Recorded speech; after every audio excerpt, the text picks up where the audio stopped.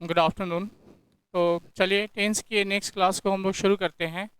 और आज हम लोग सिंपल फ्यूचर को शुरू करेंगे, यानी फ्यूचर टेंस में आएंगे और सिंपल फ्यूचर से शुरुआत करके देखते हैं कि सिंपल फ्यूचर, फ्यूचर कंटिन्यूअस, इन सभी टेंसों का यूज़ कैसे होता है और क्या क्या इसके टाइम एक्सप्रेशंस हैं। चलिए, तो सबसे पहले सिंपल फ्यूचर हमारे सामने बोर्ड पे। तो सिंपल फ्यूचर का यूज़ वैसे एक्शन के लिए होता है जो फ्यूचर में होगा। The action that will take place in future, for that very action we use simple future tense. Simple future का जो स्ट्रक्चर होता है वो सब्जेक्ट सब में होता है। यहाँ देखिए will shall plus V one, यही वाला जो पार्ट है ये अलग होता है। तो आप देख सकते हैं कि will shall plus V one ये सिंपल फ्यूचर का स्ट्रक्चर है। एग्जाम्पल अगर आप देखना चाहें तो यहाँ पे है सामने में, he will write a novel, वह एक उपन्यास लिखेगा। यहाँ आप देख रहे हैं कि ही सब्जेक्ट हो गया, विल प्लस वी वन आपका ये स्ट्रक्चर हो गया, और नोवेल इसका ऑब्जेक्ट हो गया। तो ये रहा सिंपल फ्यूचर का स्ट्रक्चर विद एग्जाम्पल। अब थोड़ा आगे बढ़ करके हम इसके यूसेस को जानने हैं कि सिंपल फ्यूचर की हाँ हैं। फर्स्ट जो यूज है इसका, फ्यूचर में होने वाले रूटीन और नेचुरल एक्शन के लिए। आपको याद होगा कि सिंपल प्रेजेंट का यूज प्रेजेंट टाइम में होने वाले रूटीन और नेचुरल एक्शन के लिए सिंपल प्रेजेंट का होता है। उसी तरीके से अगर कोई रूटीन और नेचुरल एक्शन पास्ट में होता है उसके लिए सिंपल पास्ट का यूज होता है। और उसी तरीके से कोई रूटीन और नेचुरल एक्शन जो फ्यूचर में होगा उसके लिए सिंपल फ्यूचर।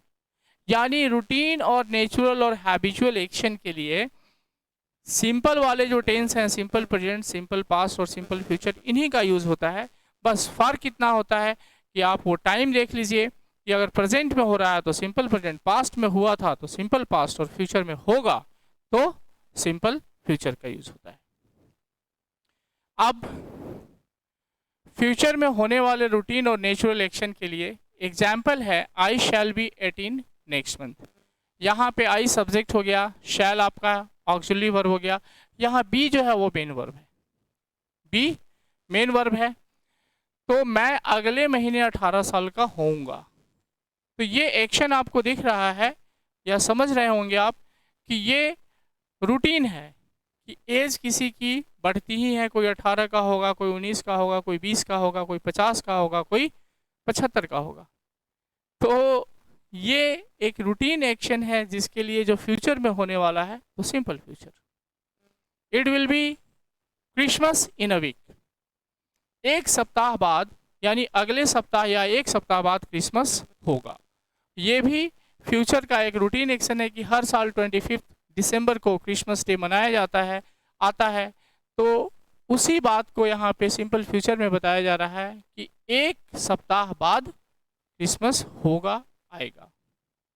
थर्ड एग्जाम्पल है, ही विल कम टुडे, वह आज आएगा। सिंपल सी बात है कि अभी तक वो आया नहीं है, वो जब आएगा तो वो सिंपल फ्यूचर में जाएगा।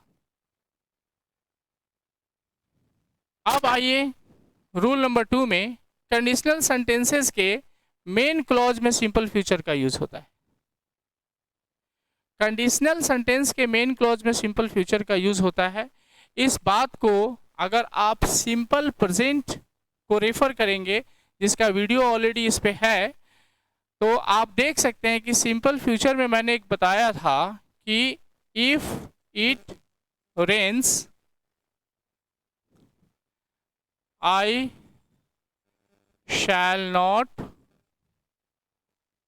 गो टू स्कूल। यहाँ आप देख सकते हैं कि ये सेंटेंस में दो क्लॉज है। एक जो है ये आपका कंडीशनल क्लॉज है, क्योंकि कंडीशनल क्लॉज जो होते हैं वो इफ वगैरह या अनटिल, अनलेस, ऐसे कुछ वर्ड से शुरू होते हैं जो शर्त बताते हैं, जो कंडीशन बताते हैं। ठीक है, तो आप यहाँ देख सकते हैं कि ये आपका कंडीशनल क्लॉज है। और इसको हम कह सकते हैं कंडीशनल क्लॉज, ठीक है। और ये है आपका मेन क्लॉज यहाँ पे। तो सिंपल प्रेजेंट टेंस के यूज में आप इसको पढ़ सकते हैं, आप इसको देख सकते हैं। तो यहाँ देखिए कि सिंपल प्रेजेंट में भी आपको ये बात मिलेगी। तो ये जो इसका कंडीशनल क्लॉज है ये सिंपल प्रेजेंट में हो रहा है, इफ इट रेन्स, तो ये सिंपल प्रेजेंट है। और इसका जो मेन क्लॉज होता है ये होता है सिंपल फ्यूचर में सामान्यतः। तो वही रूल कह रहा है कि कंडीशनल सेंटेंस के मेन क्लॉज में, ये मेन क्लॉज हुआ, सिंपल फ्यूचर का यूज होता है।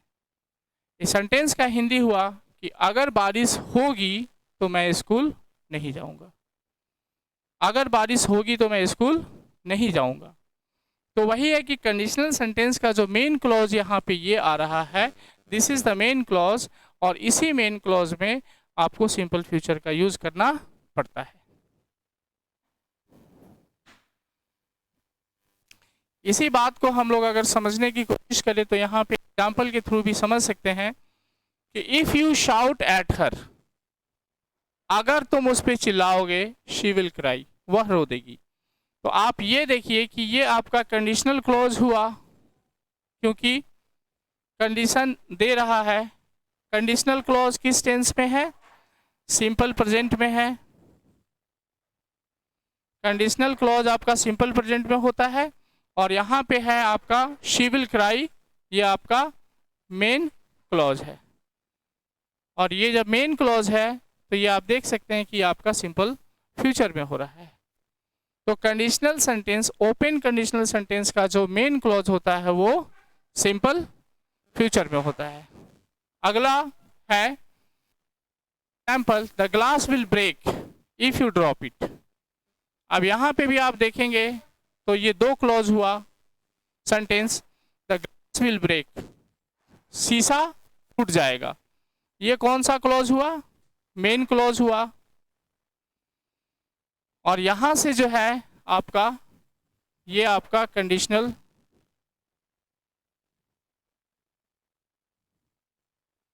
ये आपका कंडीशनल क्लॉज हो रहा है। तो आप इस दोनों एग्जाम्पल में अगर देखेंगे तो यहाँ पे आपका शुरू में कंडीशनल क्लॉज शुरू हो रहा है इस एग्जाम्पल में, लेकिन दूसरे वाले एग्जाम्पल में कंडीशनल क्लॉज आपका बाद में शुरू हो रहा है। तो कहने का मतलब है कि इससे कोई फर्क नहीं पड़ता है कि कंडीशनल क्लॉज पहले आए या बाद में आए, लेकिन जो मेन क्लॉज होता है ओपन कंडीशनल का, उसका जो मेन क्लॉज होगा ओपन कंडीशनल का वो सिंपल फ्यूचर में ही होगा।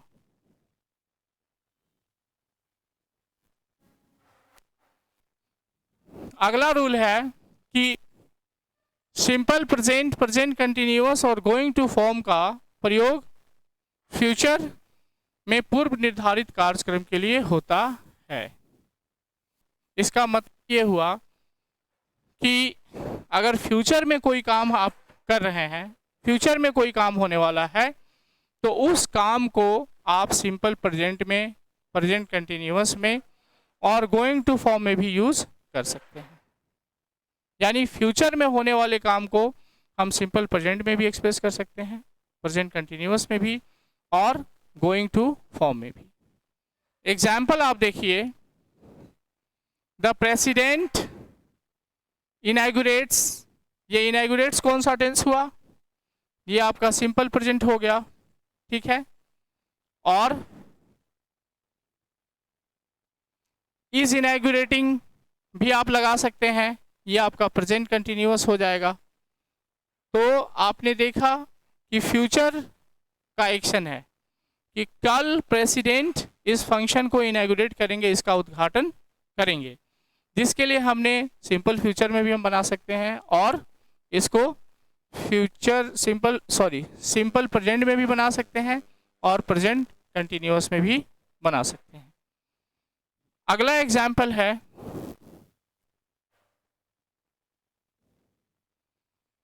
The president is going to inaugurate the function tomorrow. तो ये दोनों एग्जाम्पल सेम है, दोनों का मीनिंग सेम है, लेकिन इसको बनाने का पैटर्न अलग है, इसको बनाने का तरीका अलग है। लेकिन यहाँ पे इसके जो मीनिंग है वो सेम है। इनैगुरेट्स भी simple present, is inaugurating present continuous, या गोइंग टू इनैगुरेट ये भी फॉर्म है। ये सब फ्यूचर के एक्शन को बताने के लिए यूज होते हैं।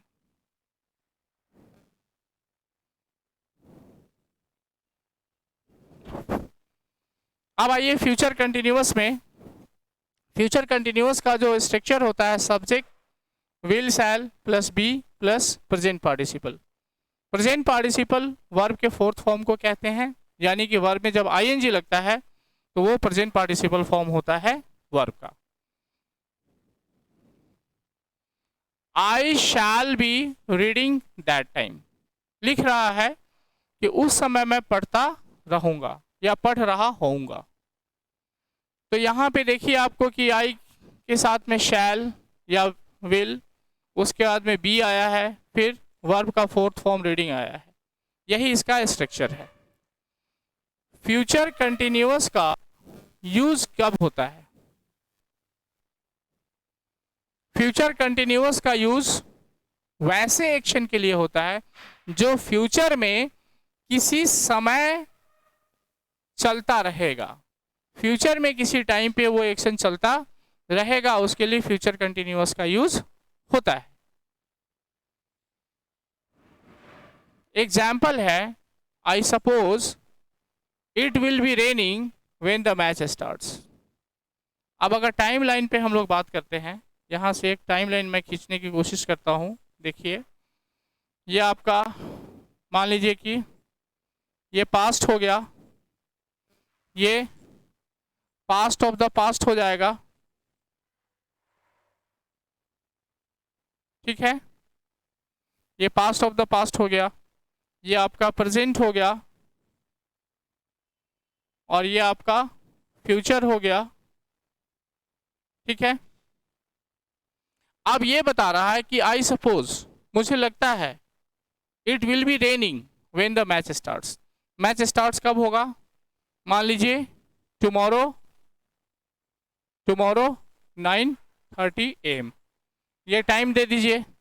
तो हमेशा जो हम अभी बात कर रहे हैं वो तो प्रेजेंट में होगा। आगे कल 9:30 बजे हो रहा है तो यही ना टाइम हुआ। तो इस टाइम पे ये बोल रहा है कि इट विल बी रेनिंग। तो फ्यूचर में किसी खास समय पे जब कोई काम होता रहेगा, इसके लिए हम फ्यूचर कंटिन्यूअस का यूज करते हैं। ये बारिश यहाँ से यहाँ तक होती रहेगी, तो फ्यूचर में ये काम कंटिन्यू रहेगा, तो फ्यूचर कंटिन्यूअस।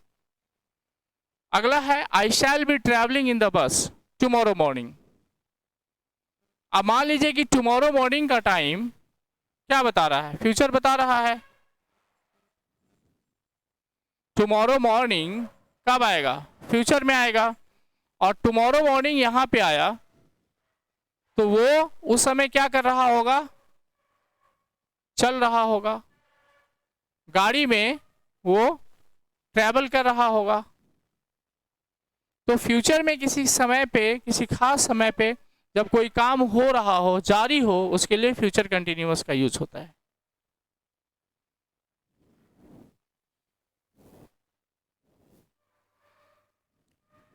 नोट में है कि फ्यूचर के प्लान्ड एक्शन, पूर्व निर्धारित कार्यक्रम के लिए सिंपल प्रेजेंट या प्रेजेंट कंटिन्यूअस का प्रयोग होता है।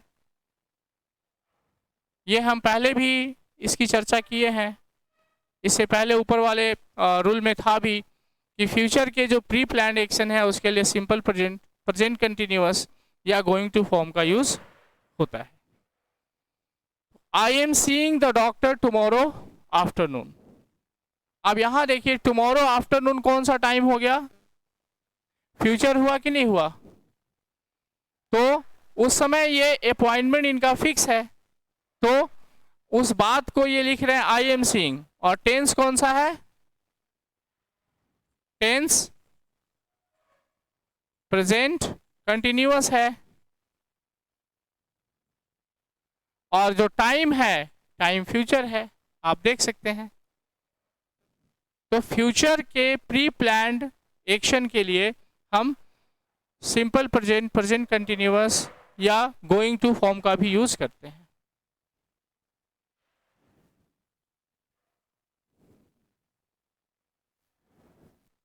अब आइए फ्यूचर परफेक्ट पे चलते हैं।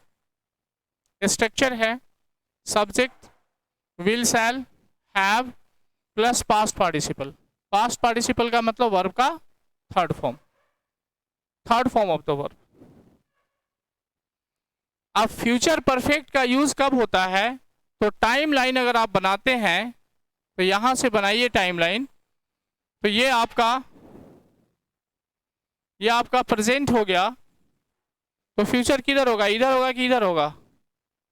आगे होगा। तो ये आपका फ्यूचर हो गया टाइम लाइन पे।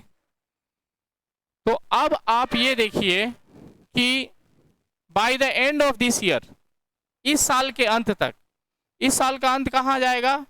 मान लीजिए फ्यूचर में ही जाएगा। यहाँ पे she will have worked for 20 years. तो इस साल के अंत तक वो कितने साल तक काम कर चुकी होगी? 20 ईयर्स। तो काम आपका 20 साल कब पूरा होगा? 20 साल पूरा होगा इस साल के अंत तक। और वो साल का अंत जो है वो आपको अभी फ्यूचर में आने वाला है, अभी आया नहीं।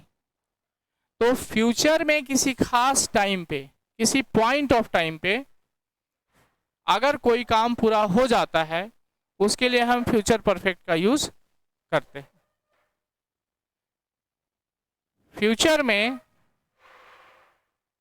अगर किसी पॉइंट पे, किसी निश्चित समय पे कोई काम पूरा हो जाता है, उसके लिए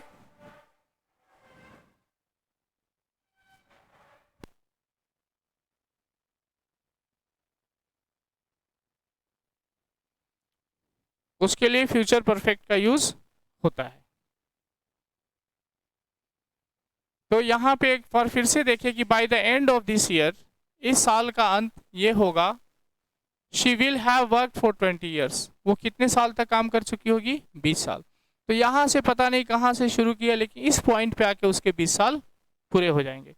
तो फ्यूचर में किसी पॉइंट पे जब कोई काम पूरा हो जाता है, उसके लिए फ्यूचर परफेक्ट का यूज होता है।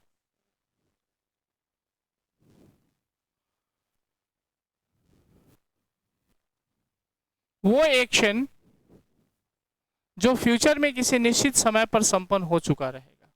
वही बात है कि Mini will have had her exam by then. ये टाइम लाइन हुआ। तो यहाँ पे आपका फ्यूचर हो गया और यहाँ पे आपका प्रेजेंट हो गया। तो बाय देन का मतलब क्या हो रहा है? तब तक, उस समय तक। तो बाय देन आपका कहाँ जाएगा? फ्यूचर ही में ना जाएगा। यहाँ पे आपका बाय देन हो रहा है। तो mini will have had her exam. तो मिनी का एग्जाम मान लीजिए यहाँ से चल रहा है, लेकिन बाय देन का मतलब यहाँ पे आकर के एग्जाम उसका समाप्त हो जाएगा। तो फ्यूचर में किसी पॉइंट पे वो काम संपन्न हो जाएगा। इसके लिए फ्यूचर परफेक्ट का यूज हो रहा है। आप इसके वर्ब को देखिए तो विल है, हैव है, और यहाँ जो हैड है वो V3 के रूप में आया है। इस बात को याद रखिएगा, ये हेल्पिंग वर्ब नहीं है। इस सेंटेंस को हम ऐसे भी लिख सकते थे, Mini will have taken her exam by then. तो टेकन यहाँ पे मेन वर्ब हो जाता।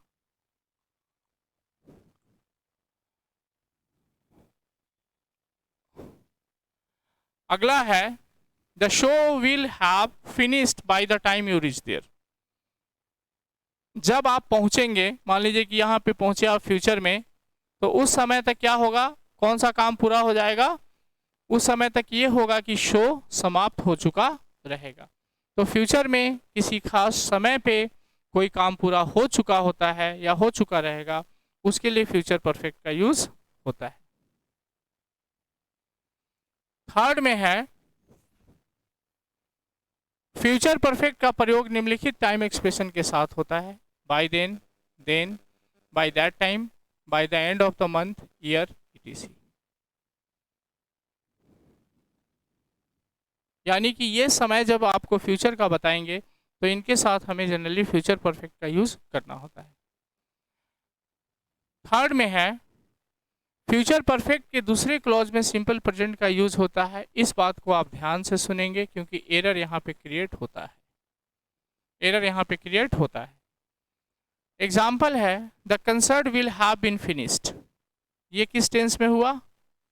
इसका जो टेंस हुआ वो फ्यूचर परफेक्ट हुआ, future perfect. The concert will have been finished, will have plus been plus V3। अगला जो क्लॉज है आप देख रहे हैं व्हेन शी रीचेज देयर, जब वह वहां पहुंचेगी। तो पहुंचेगी हिंदी में गी है, गा गी गे है, लेकिन इंग्लिश में आप वर्ब को देखिए तो ये वर्ब आपका कौन सा वर्ब है? ये आपका सिंपल प्रेजेंट है। किसमें है? सिंपल प्रेजेंट है। अगर आप इस सेंटेंस को लिखते हैं कि the concert will have been finished when she will reach there, तो ये सेंटेंस आपका गलत हो जाएगा। तो कहने का मतलब कि फ्यूचर परफेक्ट वाले सेंटेंस का जो दूसरा क्लॉज होता है वो सिंपल प्रेजेंट में होता है, फ्यूचर में वो नहीं होता है। इस बात को ध्यान रखिएगा, दिमाग में अपने नोट कर लीजिएगा।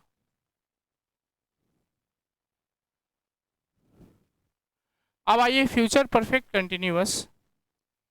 फ्यूचर परफेक्ट कंटिन्यूअस जो है वो उसका स्ट्रक्चर है subject plus will shall plus have plus been plus present participle, यानी वर्ब का फोर्थ फॉर्म।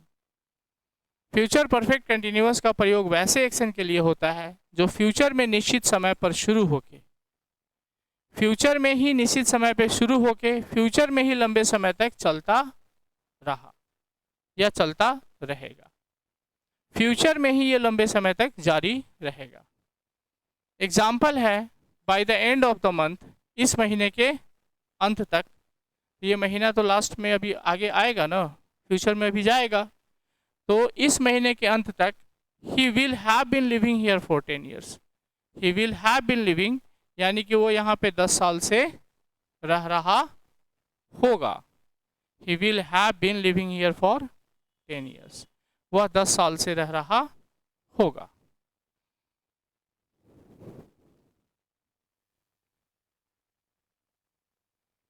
तो अगर आप इसको क्लोजली देखिए तो bye the end of the month, इसको मैं मिटा के एक लाइन अगर बनाना तो bye the end of the month, ये आपका प्रेजेंट हो गया, ये महीना अभी चल रहा है, इसका अंत कहाँ होगा? यहाँ पे फ्यूचर में होगा, एंड ऑफ द मंथ यही ना होगा, एंड ऑफ द मंथ यहीं पे होगा। तो एंड ऑफ द मंथ जो होगा, by the end of the month ही will have been living here for 10 years, तो वो 10 सालों से अब यहाँ पे अभी रह रहा है, यहाँ पे आकर के क्या होगा कि उसके 10 ईयर्स हो जाएंगे। क्या होंगे? 10 ईयर्स हो जाएंगे। इसके आगे भी वो रहना जारी कर सकता है, लेकिन यहाँ पे उसके 10 साल हो जाएंगे।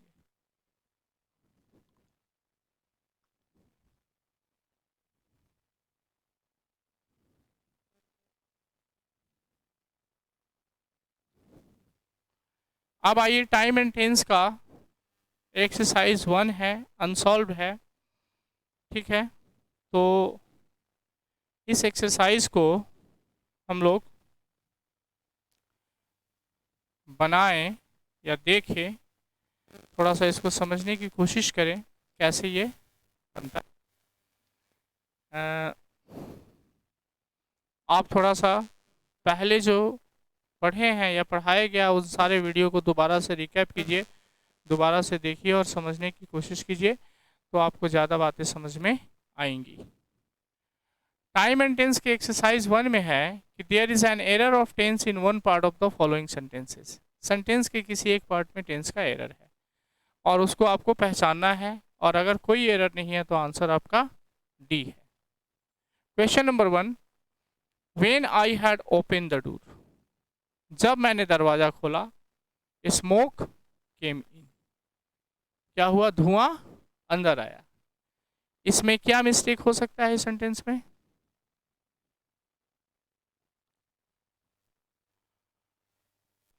इसमें मिस्टेक क्या हो सकता है? अब आप इसको क्लोजली देखिए कि इस सेंटेंस में कितने एक्शन हो रहे हैं, कौन कौन सा काम हो रहा है। ओपन द डोर, ठीक है, एक तो हैड ओपन हो रहा है यानी कि दरवाजा खोला, और स्मोक केम इन, और धुआं अंदर आया। तो ये जो दो एक्शन है, दरवाजा का खुलना और धुआं का अंदर आना, दोनों में टाइम गैप है? नहीं है। तो जब टाइम गैप नहीं है तो यहाँ पे व्हेन आई हैड ओपनड की जगह पे when I open the door smoke came in. दोनों सिंपल पास्ट को चला गया, दोनों सिंपल पास्ट को चला गया क्योंकि टाइम गैप कम है।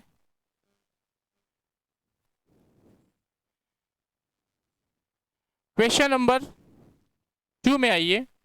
His health improved a lot since I saw him in Switzerland. मैंने उसे स्विट्जरलैंड में देखा, तब से उसका हेल्थ काफी इम्प्रूव किया है। तब से उसका हेल्थ काफी इम्प्रूव किया है। क्या होगा?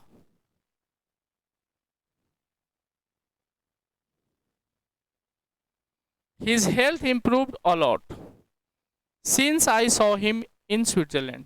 यहां से since I saw him in Switzerland अगर आप बोलते हैं तो हमने जब से स्विट्जरलैंड में देखा, तो यहाँ पे टाइम लाइन अगर आप बनाते हैं तो स्विट्जरलैंड में कब देखा?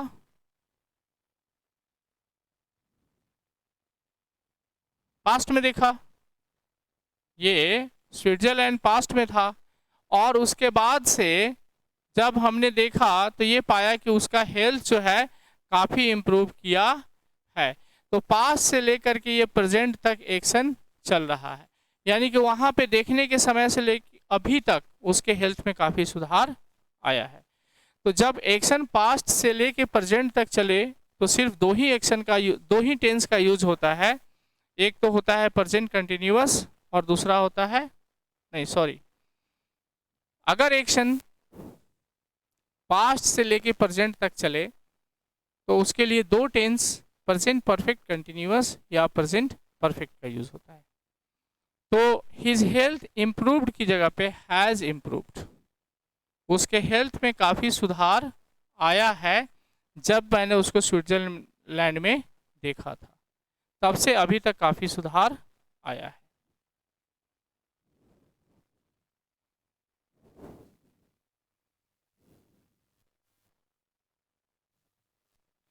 क्वेश्चन नंबर 3 में आइए।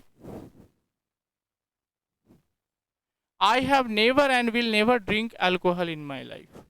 हिंदी क्या हुआ इसका?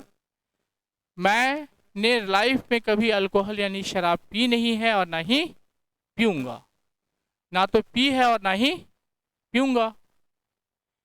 अब आप ये बताइए कि आई have never and will never drink alcohol. तो यहाँ पे जो वर्ब है, मेन वर्ब कौन है? ड्रिंक है कि नहीं है? ड्रिंक है। तो आई हैव नेवर, क्या हैव के साथ ड्रिंक का यूज हो सकता है? तो ये बोल रहा है कि आई हैव नेवर ड्रंक, मैंने कभी नहीं पी, तो आई हैव नेवर ड्रंक होगा। यहाँ पे V3 आएगा क्योंकि हैव जो हेल्पिंग वर्ब है ये लेगा वर्ब का थर्ड फॉर्म, और यहाँ पे विल आया है तो ये लेगा वर्ब का फर्स्ट फॉर्म। तो विल के अकॉर्डिंगली तो यहाँ वर्ब का फर्स्ट फॉर्म है, लेकिन क्या हैव के अकॉर्डिंगली यहाँ पे कोई वर्ब फॉर्म है? नहीं है। तो हैव के अकॉर्डिंगली आपको वर्ब फॉर्म यहाँ पे डालना पड़ेगा। तो I have never drunk and will never drink alcohol in my life.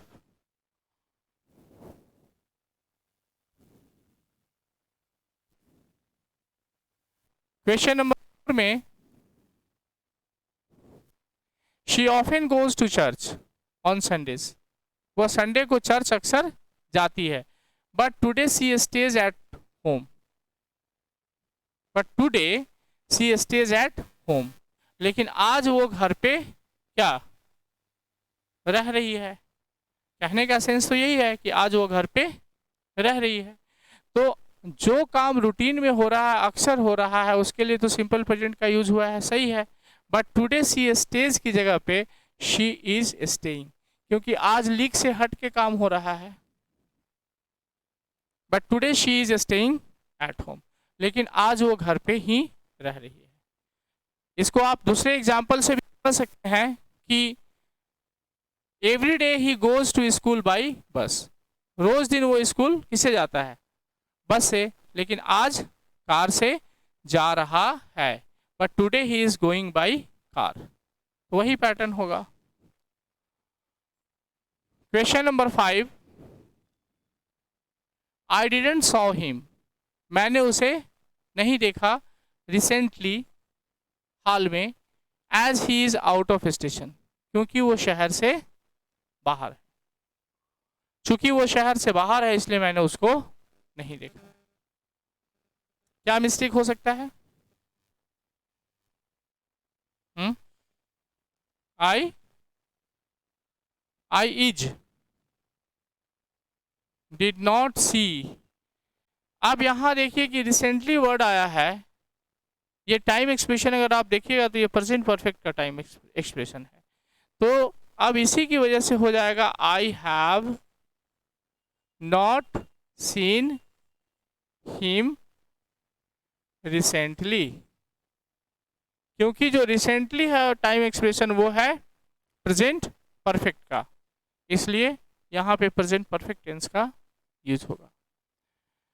चलिए, मुझे लगता है कि आप लोग एक बार रिवाइज कीजिए और टेंस को रिवाइज करके उसके टाइम एक्सप्रेशंस को जानिए, एक्शंस को जानिए,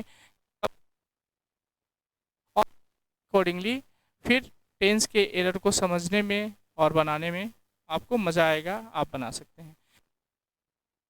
क्वेश्चन नंबर 5 तक उम्मीद करता हूं कि कल आप लोग एक बार रिवाइज करके रिवीजन करके आएंगे, तो बाकी हम लोग इसके आगे बनाएंगे।